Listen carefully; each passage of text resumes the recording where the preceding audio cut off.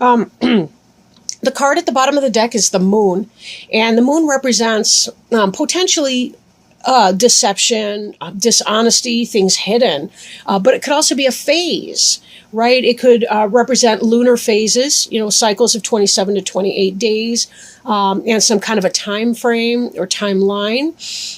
Could represent intuition and the mystery. Definitely the yin side, the feminine archetype. That balance between yin and yang, the feminine energy in that. So we will refer back most likely to the moon card as we continue to go through the reading, but I kind of want to jump in here. I'm slightly curious. The Lovers card is just that. It's the card representing the lovers. Possibly Gemini, because it's got that sort of twin duality theme going on. But this is very much a card representing the yin-yang energy, the balance between the balance or polarity between the divine masculine and divine feminine.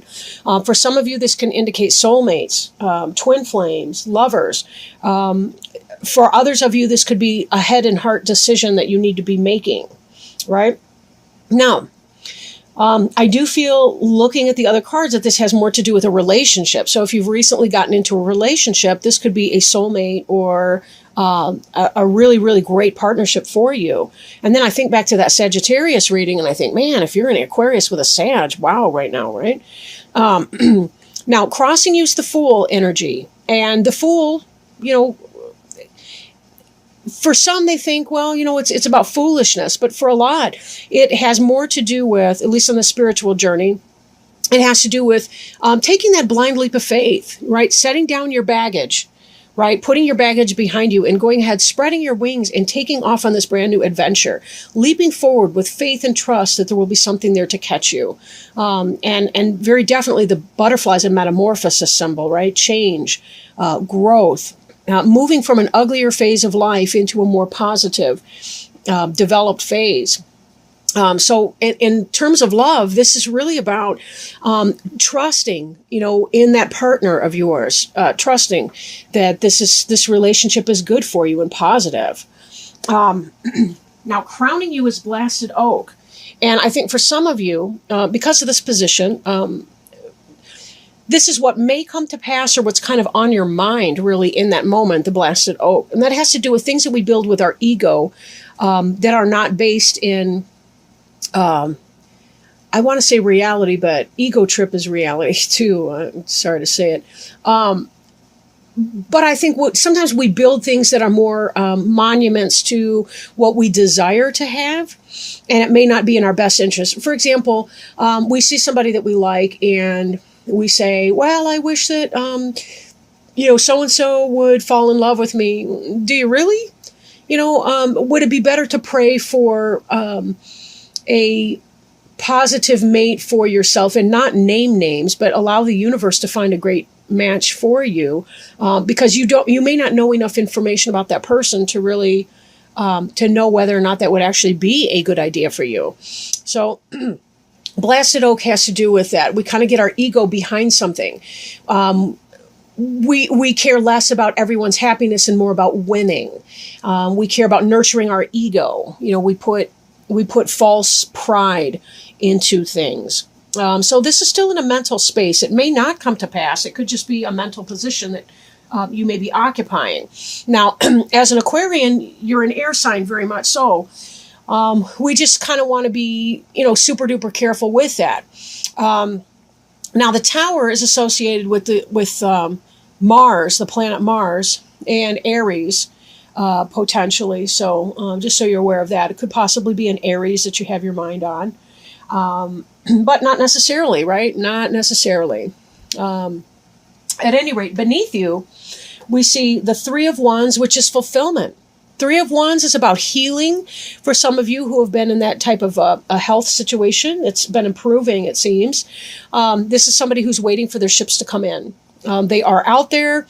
They are loaded up with inventory, what have you. But this is about manifesting. This is about taking your passion and manifesting it in the material world.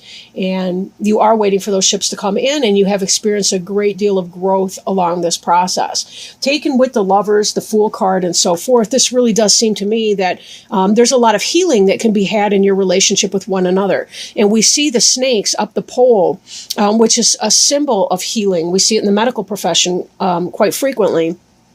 We also see that we have something like a maypole up here, again with the winding up a pole that is similar to the I want to say caduceus, I don't know if I'm saying that right, that we see in the healing arts. There is healing to be had in our sexual relationships with our divine partner or divinely provided partner. So that's definitely a part of that. I'm thinking Sexual Healing by Marvin Gaye, but you get what I mean, right? We're hopefully adults here. In the past, if you're not, you're probably mature anyway for your age. So, but anyhow, we have here the Two of Cups attraction. This is soulmate energy right here. The Two of Cups is divinely inspired. We have some sort of we have a couple beasts right here that are intriguing nonetheless, but we do have spiritual divine support helping us in manifesting this relationship. And these for sure. Now, this reading goes from right to left and not the other way around. So this is how it all begins. But look at the mirror that they are for each other, the heart in the middle. We have these two figures that are facing, that have their hands placed like that. It's a hand fasting, right? Which is an ancient ceremony of marriage. Typically a hand fasting lasted approximately 9 years, and then the couple had the opportunity to renew if they chose to do that. This deck is, from a pre-Celtic tradition, a shamanic tradition. And we see here this knowing. This is like an eye image here. We see stars. We see hope and guidance, right? We see a flame here between these two cups. We see the flame here in the feminine, the divine feminine aspect. So this is very much a powerful thing. If you've had that attraction to that person, this is about developing that attraction and finding the balance between the polarity of the two of you. And taking that blind leap of faith in that relationship. So good for you. Now, that having been said, just a spoiler alert here. So before us, we have the Eight of Arrows, which is the struggle card, right? And we saw this blasted oak energy up here that we don't know if that'll come to pass. That could be mental energy. The Eight of Arrows is definitely mental energy. The Eight of Arrows is anxiety, struggle, difficulty, but less from internal and more from personal, internal energy. You're worrying, right? Sometimes Aquarians can get to the place where they're worrying if they don't check that, right? They think too much about certain things, and it can make them uncomfortable, right? These signs here taken together tell me that it is right to do the leap of faith, that this is a real soulmate relationship, that this is provided for you in a super positive way. This here, this Fool card, I think it almost seems like you should be taking the leap of faith with this person and taking a chance on love here. But for some of you, you fear being foolish or being made a fool of. And that's really not the energy of these cards. These are very powerful here. With the soulmate relationship. Again, maybe not for everybody. Maybe some of you are doing something foolish with a person, but for most of you, I really do feel like something positive is happening or going to come in that way.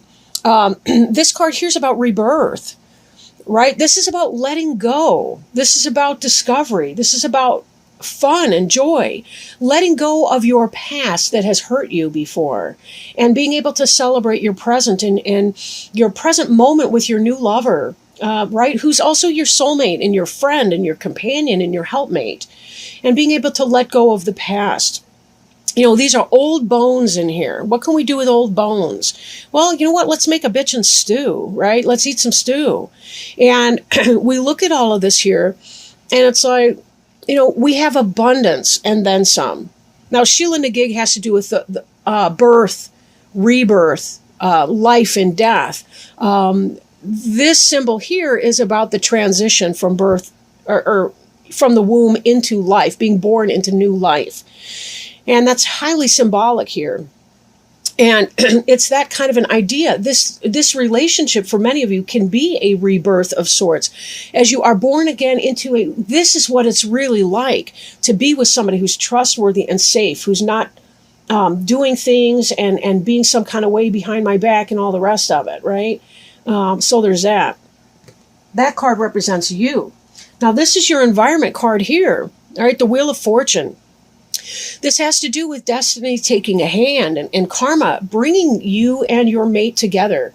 You know, even as we see these two here, and she's the divine feminine, the lunar, and he's the masculine, the solar. We see the moon and the sun balanced in this robe right here, right? We see again this element here of the deer, the horned animal, which we see right here in these partners. So we see this energy all over this reading here. Very super positive. This is about the divine has brought you what you wanted, you know, for many of you, this divine mate. And it had to happen in divine timing, right? Divine timing. Now, this is in the hopes and fears. This hopes and fears. Now, this originally started to come out upside down. I don't really read reversals in here, but sometimes things will kind of shout out. And this seems to me like that passion, that energy, that attraction that you have now, there's almost a fear that that's going to fade away and that they're going to be cheating and that you're going to be going through some hardship here with that. And I think there's some kind of mistrust, but I think it's intellectual. I really do think it's more about your fear of letting go. Sometimes people believe that, you know, if they worry enough about something, they can take control over the uncontrollable. If someone's going to cheat and be nasty to you, there's nothing you can really do but walk away from the situation. You can't control whether they're going to be nice or nasty to you. Your final outcome card is the Three of Arrows, which is jealousy. And remember, jealousy is an internal state. I'm not reading evidence here of any sneakery. None of these cards indicate sneaky. I think in part you're experiencing some kind of fear about that. Be very careful that your intuition is guiding you correctly and that it's not being deceptive of you. And sometimes we can use our intuition in a way, and there's a very fine line between intuition and imagination. In fact, to reach our intuitive place in our mind, we kind of have to go behind our imagination. That's why, you know, if you listen to guided meditations, a lot of times they start out, you're walking through the woods, you're walking on the coastline, you're walking on a beach. You know, you're doing something like that because by beginning through your imagination, you will reach that little portal where all of a sudden you're not making it up anymore. There are elements and sounds and statements that are coming to you that you're not even creating that consciously. And so, be very careful here that you're not creating through your imagination some kind of nightmare scenario that doesn't have to exist. This here is mental energy, the struggle, the blasted oak even being in the crowning you situation. This is what you're fearing. You're fearing letting go and trusting in this person that's come into your life. But we see from these other cards, no joke, this is not some trifling person, right? This is not some King of Swords or King of Wands in reverse person. These are soulmate cards. Two of Cups is soulmate. Lover's card is soulmate, right? The Fool is that divine leap of faith as we trust. Allow yourself to trust in this process. Believe me, if they're not good for you, if they're cheating around and doing all kinds of things like that, the evidence will get there. But don't put your anxiety ahead of the evidence. Okay? I don't think that it's going to be there. I really don't. And why deprive yourself of happiness for no reason? You know, isn't it your turn?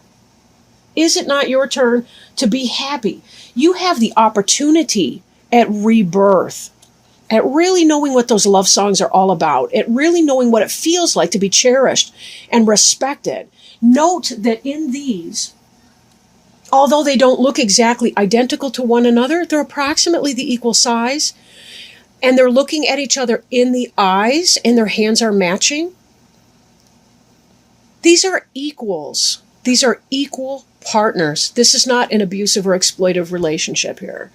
So with that in mind, allow yourself to have what has been brought to you. You've gotten here because you've learned past karmic lessons.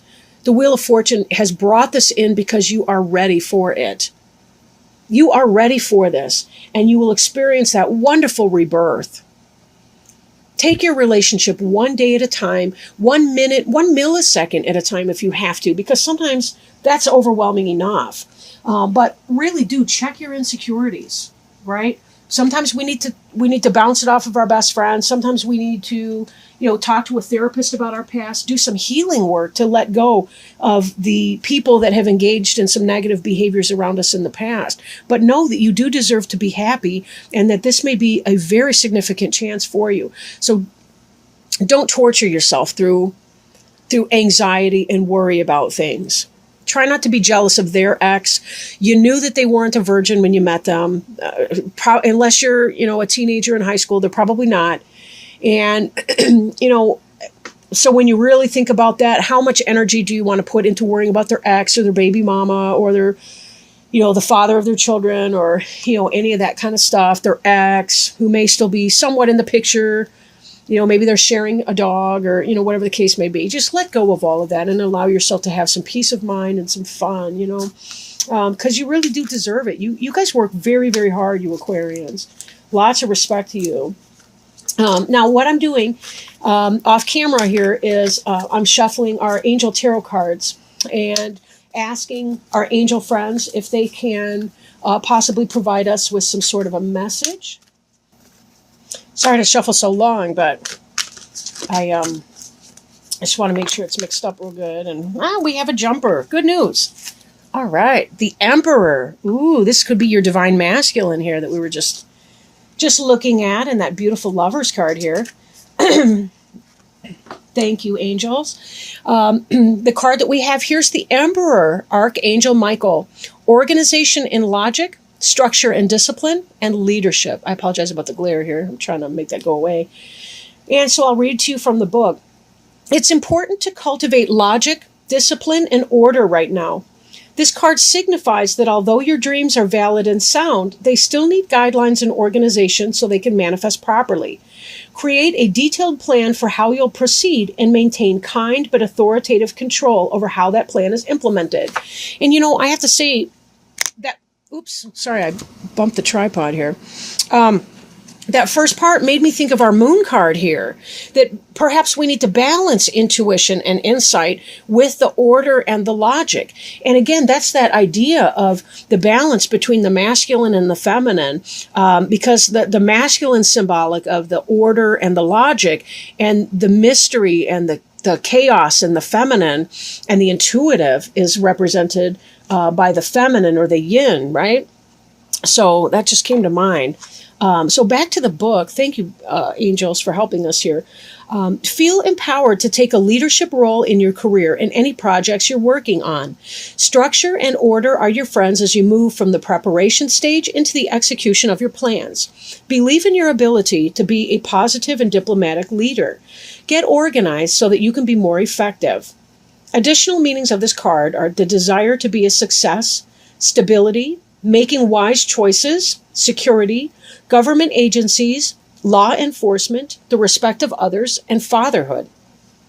Archangel Michael is the angel of strength and protection who oversees everyone's life purpose. Call upon Michael for courage and strength as you make important and necessary life changes.